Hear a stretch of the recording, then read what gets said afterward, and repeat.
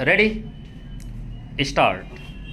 पश्चिम बंगाल में विधानसभा चुनाव के नतीजों के बाद वहां विपक्ष की राजनीति में शुरू हुई उथल पुथल से फिर यही जाहिर हुआ है कि आज सिद्धांत और विचारधारा की राजनीति के तकाजे पीछे छूट चुके हैं। राज्यसभा में सत्ता से बाहर होने के बाद तृणमूल कांग्रेस बहुस्तरीय मुश्किलों से जूझ रही है।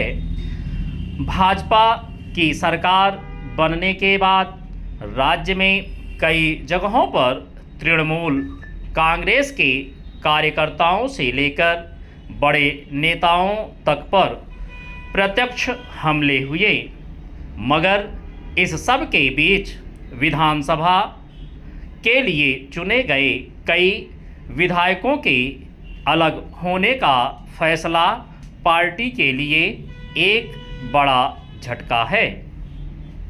दरअसल तृणमूल कांग्रेस के 80 में से 58 विधायकों ने अपना अलग गुट बना लिया और उसे विधानसभा में तुरंत मान्यता भी दे दी गई। यूँ इस बगावत का सिरा तृणमूल के 2 विधायकों ऋतव्रत बनर्जी और संदीपन शाह को पार्टी विरोधी गतिविधियों के आरोप में निष्कासित किए जाने से जुड़ा माना जा रहा है।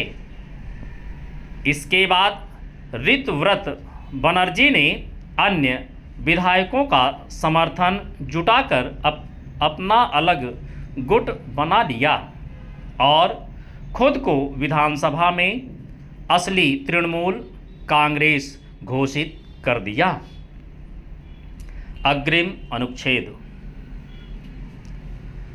जाहिर है बीते करीब 3 दशक की राजनीति में ममता बनर्जी के नेतृत्व वाले तृणमूल कांग्रेस के लिए यह एक मुश्किल वक्त है।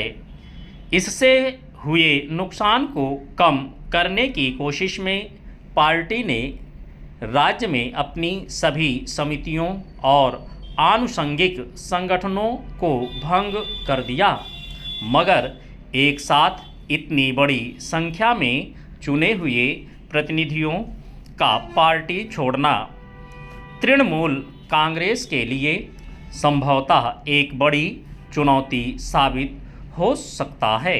हालांकि पार्टी से अलग होने की घोषणा करने वाले विधायकों की संख्या चूंकि 2/3 से ज़्यादा है, इसलिए दल बदल कानून के प्रावधानों का कोई असर नहीं पड़ेगा।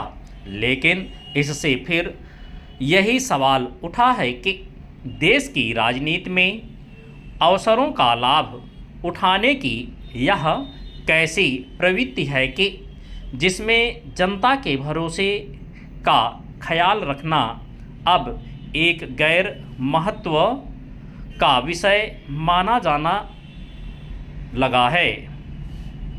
यह भी विचित्र है कि ऐसी बगावत आमतौर पर अपनी पार्टी के सत्ता से बाहर होने या सरकार बनाने के गणित में कमज़ोर होने के बाद ही देखी जाती है। अगला अनुच्छेद।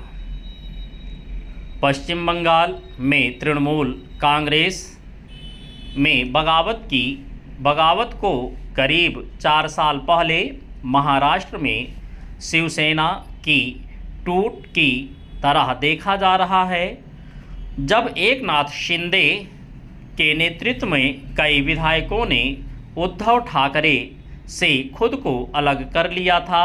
उसके बाद आखिरकार पार्टी का नियंत्रण उद्धव ठाकरे से एकनाथ शिंदे के हाथ में चला गया था। इसमें लोकतांत्रिक अधिकारों की दलील दी जा सकती है, मगर सवाल है कि किसी खास पार्टी के सिद्धांत और उसकी विचारधारा